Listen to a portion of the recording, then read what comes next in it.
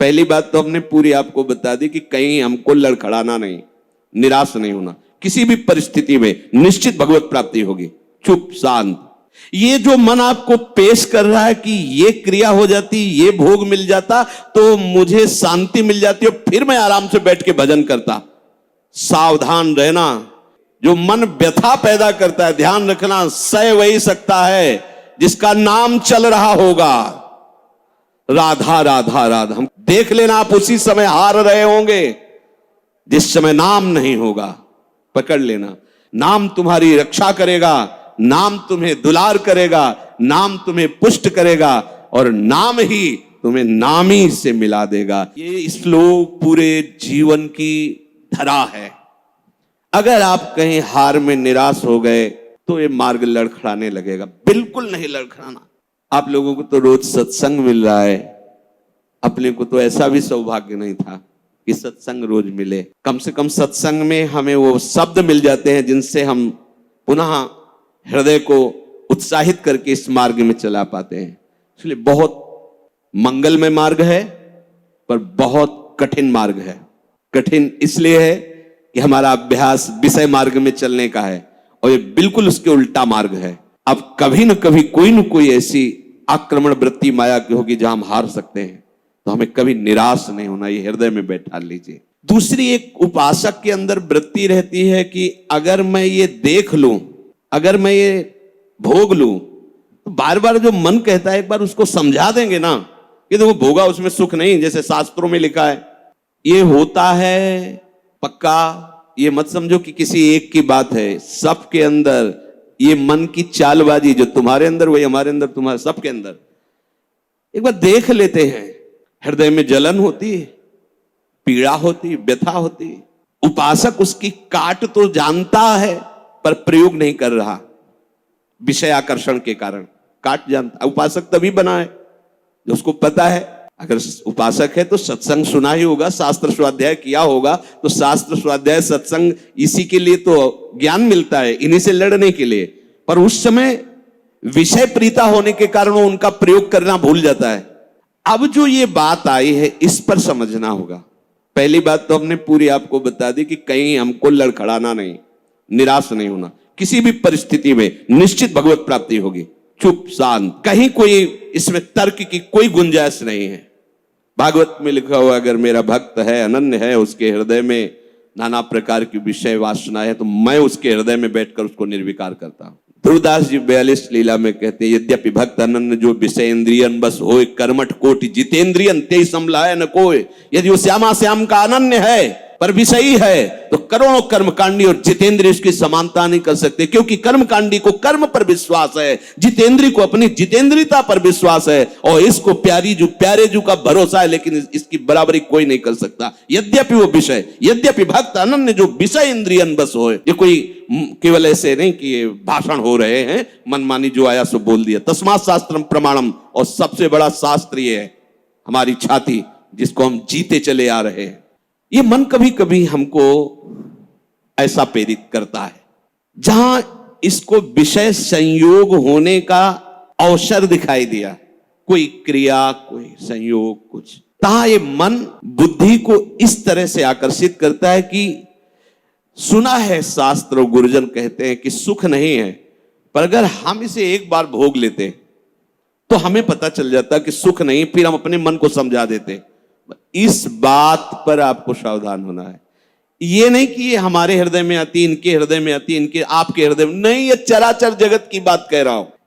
जो मन को पढ़ा जाता है ना, जैसे संत जन दूसरे की बात 1 मिनट, ये सिद्धि की बात नहीं होती, वो अपने मन को पढ़ते हैं और वही बात कहते तो वही सबके मन में लगा, हाँ अरे यार ये तो हमारे मन की बात बोल दिया, ऐसे ही चल रहा था। ऐसा वो नहीं है कि तुम्हारे मन की बात कह रहे, नहीं, उन्होंने अपने मन को पढ़ा है, अपने मन को देखा है। आप बहिर्मुख हो इसलिए समझ नहीं पा रहे, वो उसी को पढ़ते रहते, एक एक हरकत उसकी देखिए। तो जब वो बात कह रहे हो, जब आपको मन में वही चल रहा है तो आपको लगता है ये तो हमारे मन की, आज जो सत्संग हुआ केवल मेरे लिए हुआ, ऐसा उनका मन, उन्होंने अपने मन को देखा है। तो ये मन ऐसी प्रेरणा करता है। जब हमारा मन किसी भी भोग के लिए ऐसी प्रेरणा करे कि यदि हमें ये भोग मिल जाता तो हम अनुभव कर लेते और मन शांत कर लेंगे। ऐसा होता है कि बहुत दिन से यार लगा है मन में कि समोसा चटनी लाओ यार एक बार खा के देखते हैं, ये चीज देख लेते, चलाओ टीवी चलाओ, मोबाइल में सर्च करो, ये छू लेते हैं, ये भोग लेते हैं। यही हमारे फंसाने की चाल है। अच्छे से देखना, हम गिरते कहां हैं? जहां हम मन को सपोर्ट करते हैं। मन हमें कैसे दस्तखत करने के लिए राजी करता है? कुछ नहीं बिगड़ेगा, बस देखना है क्या होता है। सूंघने से, खाने से, देखने से, छूने से, शब्द स्पर्श रूप रस गंध, इन 5 भोगों को ही भोगने के लिए हमें विवश करता है। मन ऐसा प्रेरित करता है, ऐसा है। बोले अब शांत हो गया, भजन करते हैं। कई मिनट माला चलेगा, लेकिन अगला प्रोग्राम वो तय कर चुका है। सामने आपके जहां पेश किया, कांप जाओगे आपकी, ये क्या हो रहा है? हमने तो सोचा था केवल एक बार देख लेंगे, अब क्या हो रहा है? वो ऐसे दलदल में फंसा देता है कि अगर हरि का आश्रय नहीं है तो कभी नहीं निकल सकता, कभी नहीं निकल सकता। न जातु कामः कामना मुपभोगेन शाम्यति, हविषा कृष्ण वर्तमेव भूय एवाभिवर्धते। ये विषयों की लालसा भोगने से कभी भी शांत नहीं होती। ब्रह्म ऋषि महापुरुष, इनके अनुभव की बात है। न जातु कामः कामना मुपभोगेन शाम्यति। समझ लो, मन को ठीक करने के लिए महापुरुषों के वचन ही शस्त्र हैं, वचन ही प्रमाण हैं। जब हमारा मन ये लालसा पैदा करता है, तभी हम उसमें तदात्म हो जाते हैं, क्योंकि हम सुख के लोभी हैं। वो हमें सुख दिखाता है, बस ऐसे, बस उसी समय विषयों की लालसा हमारे सामने प्रकट की गई, मन ने प्रस्तुत किया।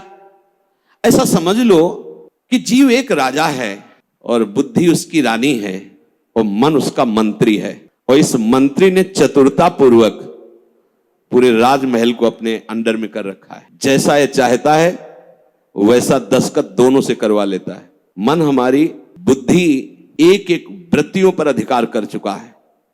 अगर बुद्धि निश्चय करती कि गलत है, बिल्कुल नहीं सुनता और दस्तखत करवा ही लेता है, समझना। और राजा इतना अधीन हो चुका है बुद्धि और मन के कि वो कुछ निर्णय करता ही नहीं है। जहां जैसे रानी ने इशारा किया तो मंत्री ने कागज रख दिया, उसने दस्तखत कर दिया, पढ़ा भी नहीं कि है क्या ये। अगर वो पढ़ ले और वो रानी और मंत्री की अधीनता को समझ जाए कि मैं इनके अधीन हो रहा हूं, तो आप समझो 1 सेकंड में पूरा सिस्टम ठीक हो जाएगा, क्योंकि वो सर्व सामर्थ्यशाली है। बस चूक यही हो रही, आज तक कभी उसने पढ़ा ही नहीं कि क्या पेश कर रहा है, बस दस्तखत कर दिया।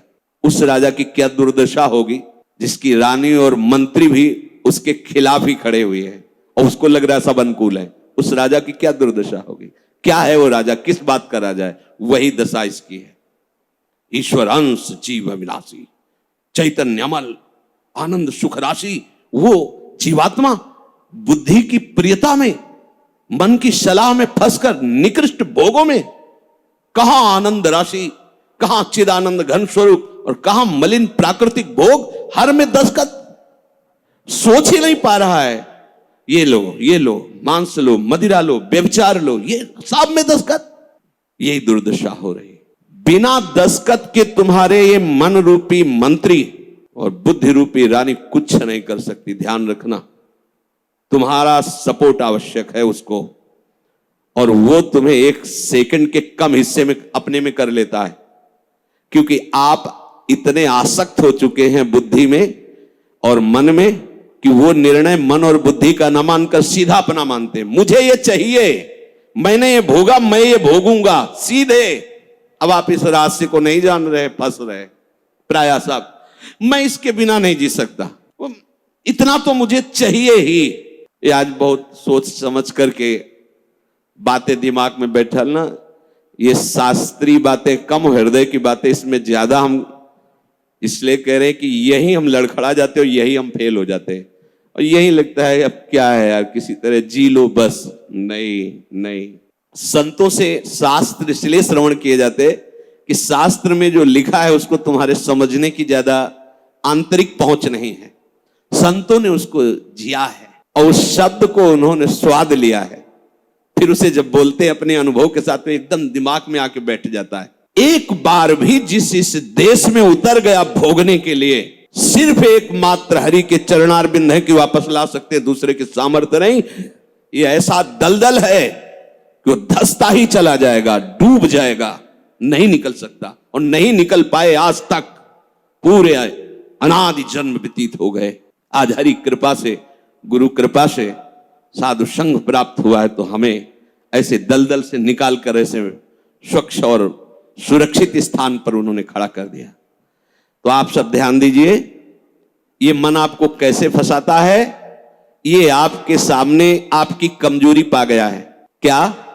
जीव सुख समुद्र का अंश है, वो केवल सुख चाहता है। ये कमी पा चुका है कि इसको सुख चाहिए, और सलाह और दिशा दोनों गलत हो गई। सलाहकार मन प्रकृति से मिला हुआ है और दिशा विषय भोगों की तरफ चली गई। अब ये जिस विषय को कह देता है ये स्वीकार कर लेता है। अब इस बात को आपको काटना होगा। वो आपके सामने लालसा पेश करेगा सुख भोग की। अज्ञानी कभी इससे नहीं निकल सकता, ध्यान रखना।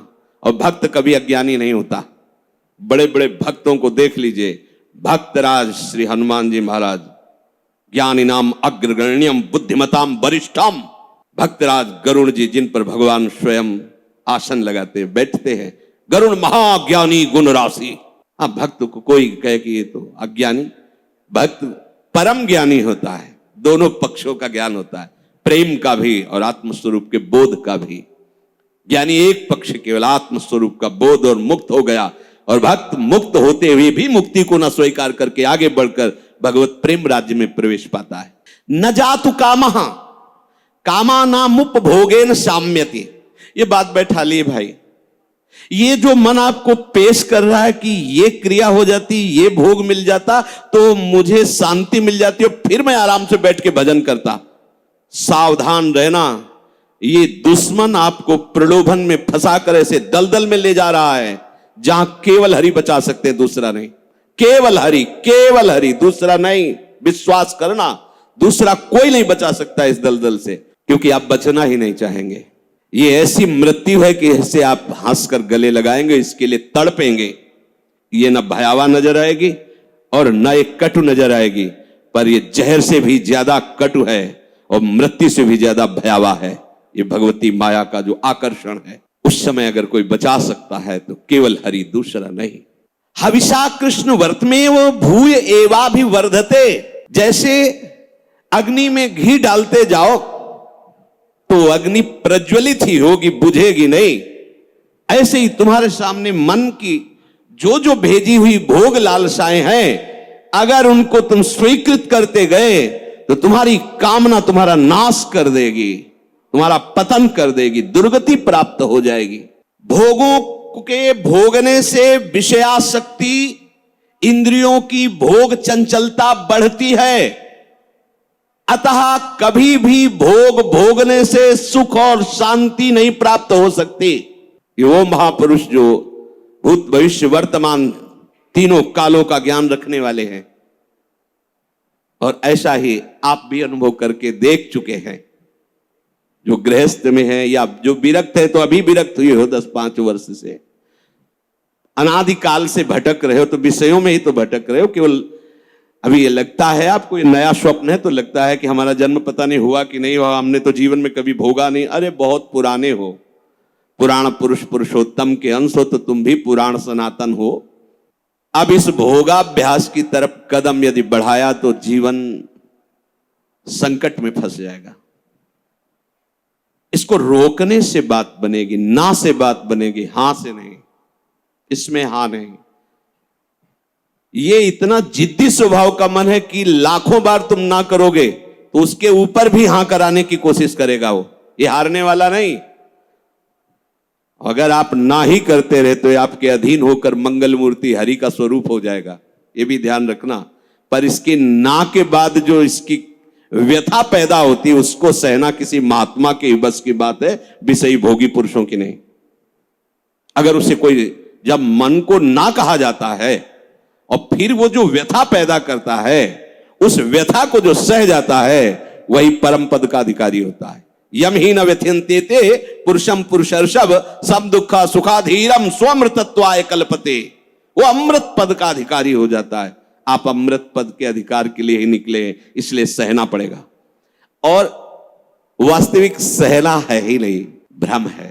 अगर थोड़ा सा विवेक जागृत हो जाए तो हंसकर निकल जाओगे, कोई जलन नहीं, कोई परेशानी नहीं, ये केवल माना हुआ है। जो हम देख रहे हैं कि सामने वो सर्प है, वो है रस्सी। हम बड़े बड़े मंत्रवेत्ता बुला रहे हैं, बड़े बड़े अनुष्ठान कर रहे हैं, उससे क्या होगा? वहां कोई फर्क पड़ने वाला है? कदम नहीं बढ़ रहा, डर रहे हैं, पर है क्या? रस्सी। एक का जब पता चला तब एकदम भय खत्म हो गया। कुछ नहीं, मेरा गोविंद ही सब रूपों में लीला कर रहा है। जहां असलियत पता चला तो कोई क्लेश नहीं, कोई हंसी आएगी, अपने ऊपर हंसी आएगी। का फंसा था। जैसे ठूंठ को भूत मानकर भयभीत हो रहे, पर जब नजदीक गए तो हंसी आएगी। इसको भयभीत, ये तो लकड़ी का ठूंठ है, इसको न चेन्द्रियाणाम भोगाभ्यासेन वै तृष्णम कर्तुम सक्यम कस्मात्। कोई ऐसा नहीं कि भोग भोगते हुए अपनी इंद्रियों को, मन को शांत कर सके।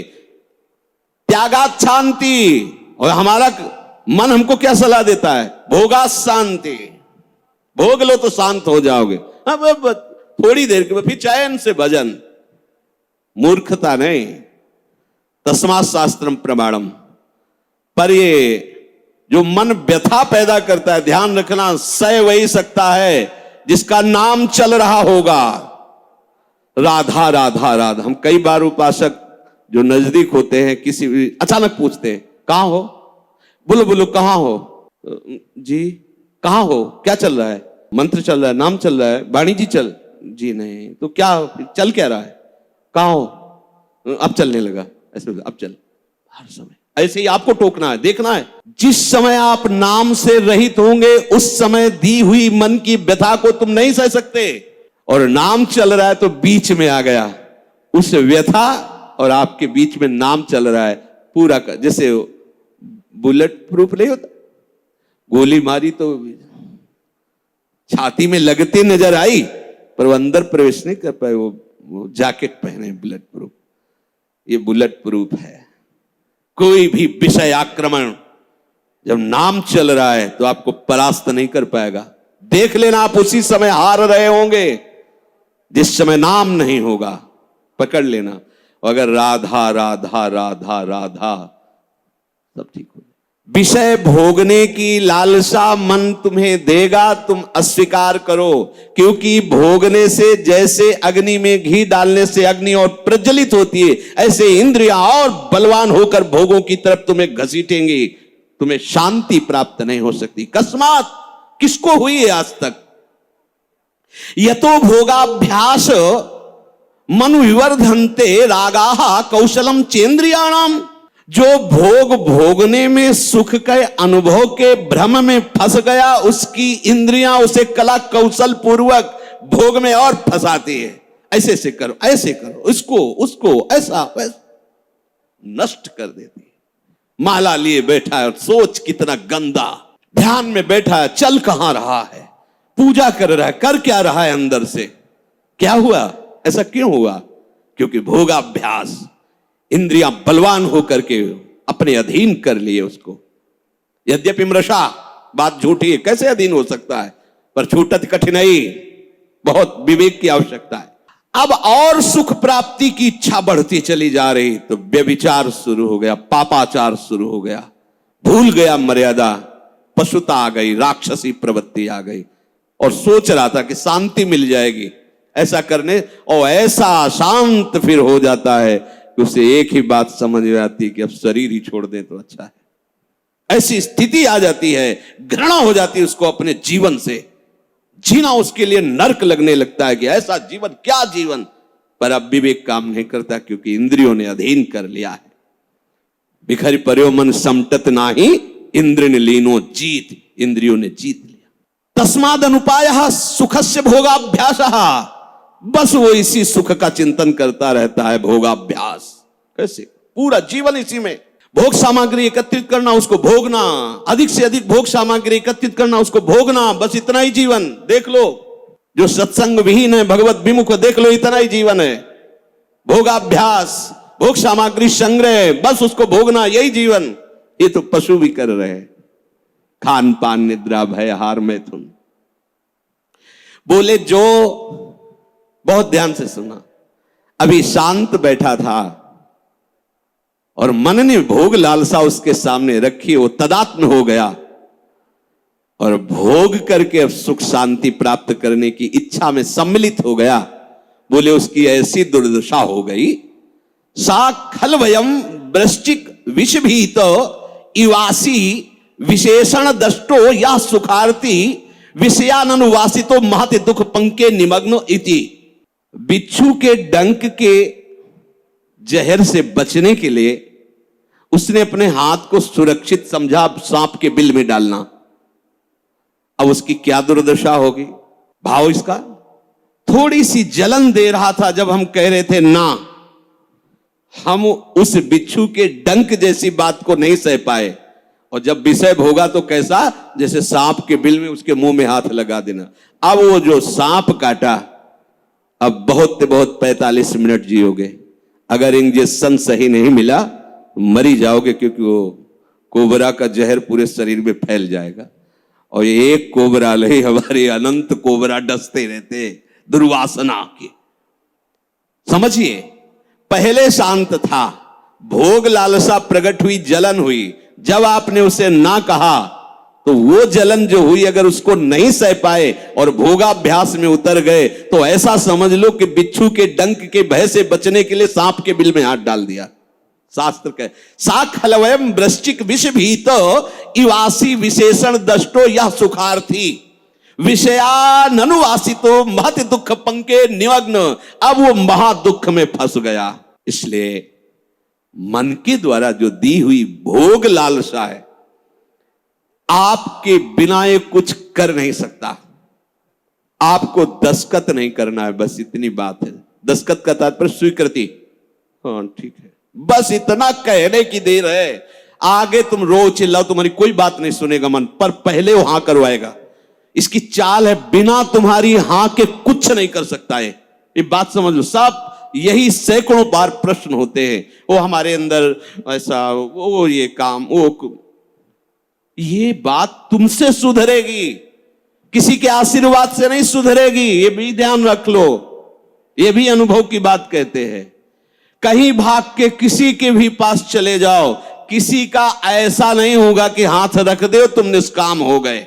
वो तुम्हारी स्वीकृति है, वो सत्संग के द्वारा स्वीकृति। आप बदलिए, आप नहीं बदलेंगे तो किसी की सामर्थ्य नहीं कि आपका हृदय निष्काम कर सके। ध्यान रखना, वो आप तक इस बात को समझ पाएगा कि मन ने कब भोग लालसा पैदा कर दी और आपने कब उसकी स्वीकृति कर ली।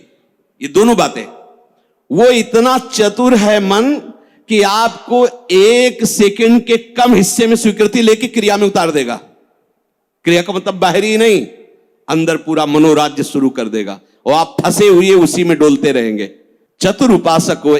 चतुर कौन? रामे भजे थे चतुर नर। राधा राधा राधा राधा, क्योंकि जब आप मनोराज्य में विचरण करने लगेंगे तो नाम छूट जाएगा। नाम छूटा मतलब हानि हो गई। पकड़ो, तुरंत पकड़ो। यही हमारा साथी, यही हमारा मित्र, यही हमारा बल है नाम, जो हमें इस मन की दुर्वासना द्वारा घसीटने पर भी नहीं घसीट पाएगा।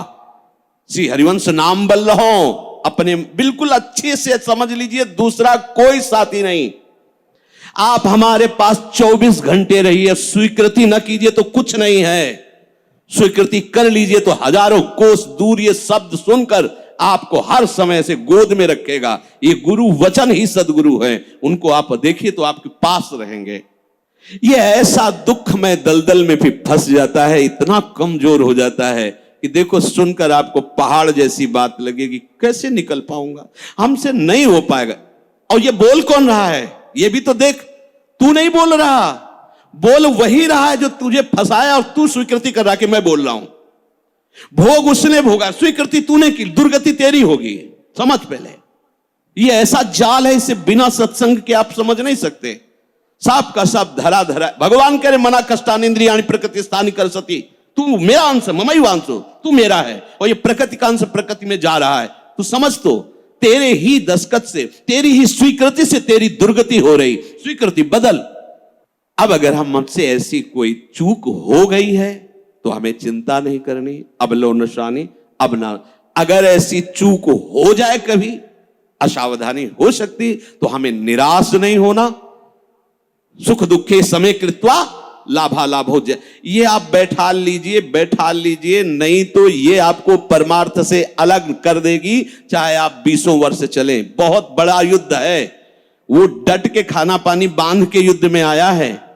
ऐसा वो योद्धा नहीं है कि पानी पीने के लिए छोड़ के चला जाएगा। जब तक वो तुम्हें परास्त नहीं कर देगा तब तक वो हटने वाला वीर नहीं है। काम क्रोध लोभ मोह मद मत्सर, और आप महावीर हैं क्योंकि हरि की शरण में हैं। अगर आप नाम नहीं छोड़ेंगे, देखो 2 ही बातें कही गई, साधन को हरि भजन है, कै सत्संग सहाय। 2 बात पकड़ लो, सत्संग मिल गया मतलब परम पद में आरूढ़ होने की पूरी सामग्री मिल गई। अब आपको नाम नहीं छोड़ना है। जहां नाम छोड़े तो आप समझ लो, हानि हरिवंश के नाम अंतर कहे हनुमंत विपति प्रभु सोई जव तो सुमिरन भजन। अगर नाम चल रहा है और ये जाल बुनकर फंसा भी लिया है तो कुछ भी हमारे संस्कारों को नहीं बिगाड़ पाएगा। ध्यान रखना, नया संस्कार ये पैदा नहीं कर पाएगा, हमारे अंदर निराशा पैदा नहीं कर पाएगा, ये भोगाभ्यास दृढ़ नहीं कर पाएगा, ये हार जाएगा। नाम हर समय हमारे हृदय में चलता रहे, ये बात पकड़ लीजिए। आज के सत्संग का सार, हम प्रभु की शरण में हैं। भले हमारे द्वारा कुछ भी कैसे भी जिसको हम नहीं संभाल पा रहे, फिर भी हमें निराश नहीं होना, हमें अपने प्रभु की प्राप्ति के लिए कदम बढ़ाना ही है। और हमारा विवेक साथ दे तो हमें मन और इंद्रियों के भोगाकर्षण में दस्तखत नहीं करने, स्वीकृति नहीं करनी। हमारा मन हमको जब जलाएगा तो हमें उसे सहना होगा। हमें उसको शांत करने के लिए कोई विषय सेवन, विषय क्रिया, विषय संग नहीं करना है। बस आप निहाल हो जाओगे। ये 3 बातें एक तरफ और एक बात एक तरफ, हर समय नाम चलाते रहो। अगर ये विवेक धारण करोगे, नाम चलाते रहे, तो आप इसी जन्म में देख लेंगे कि आप दूसरों को तारने वाले बन गए।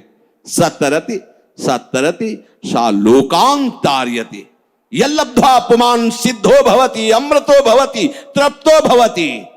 जिसको प्राप्त होकर के सिद्ध हो जाता है, अमृत हो जाता है, तृप्त हो जाता है, वो प्रभु के चरणारविंद का अनुराग है, वो नाम से प्राप्त होता है। नाम तुम्हारी रक्षा करेगा, नाम तुम्हें दुलार करेगा, नाम तुम्हें पुष्ट करेगा, और नाम ही तुम्हें नामी से मिला देगा। या यूं कह लीजिए कि नाम ही नामी को आकर्षित करके तुम्हारे हृदय में प्रकाशित कर देगा। शेष चर्चा की। राधा वल्लभ लाल की।